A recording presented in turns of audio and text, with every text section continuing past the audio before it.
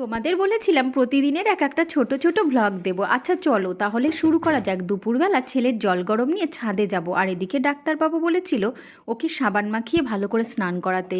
ওর তো একটা অপারেশন হয়েছে, টোটালি সাবান মাখাতে আমি ভয় পাই, কিন্তু যেই জায়গাটা ওর কাটা আছে ওখানে সামান্য সামান্য ফেনা দিয়ে ওকে রোগড়ে রোগড়ে মানে কি আলতোভাবে ওকে পরিষ্কার করে স্নান করাতে হবে। তো ছাদে চলে এলাম, শাশুড়ি মা বসেই ছিল, আর এদিকে আমার বাবুসোনা দেখো খালি গায়ে রোদ্দুর লাগাচ্ছিলাম। তারপরে স্নান কমপ্লিট হলো, আর আমিও ফ্রেশ হয়ে স্নান করে নিয়ে ঠাকুরের পুজো দেবো বলে ওর সঙ্গে একটু কথা বলছিলাম। ও বলছিল মা আমার ওখানে মাঝে একটু ব্যথা করছিল। যাই হোক, ভগবানের নামে সব কিছুই যেন ঠিক হয়।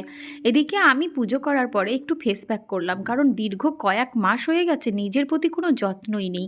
যাই হোক, তারপরে ছেলে খেলা করছিল, ওকে স্নান টান করিয়ে এখানে বসিয়ে শুইয়ে দিয়েছি। 4টে বল পেয়েছে, সেটা নিয়ে খেলছিল, আর আমি আবার ফেস প্যাকটাকে একটু ম্যাসাজ করছিলাম। সত্যি কথা বলতে আমি সবই জানি, কিন্তু সত্যি কথা আমার একদম টাইম হয় না নিজেকে একটু গুছিয়ে রাখার। কি এমন বয়স, এখনও তো 40 বছরের গণ্ডিও পেরোতে পারলাম না, অথচ নিজেকে কেমন যেন হারিয়ে যেতে শুরু করেছি। না, সেটা করলে হবে না, তোমাদেরও বলছি নিজের দিকে খেয়াল রাখা শেখো। কারণ নিজেকে যে ভালোবাসতে পারে সে সবাইকে ভালোবাসতে জানবে।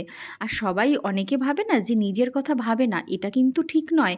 আমরা মেয়েরা বিয়ের পরে নিজেকে কেমন যেন হারিয়ে ফেলি, তাই না? এটা শুধু আমি বলে না, প্রত্যেকটা সংসারের ঘরোয়া গৃহিণীরা তাইই হয়।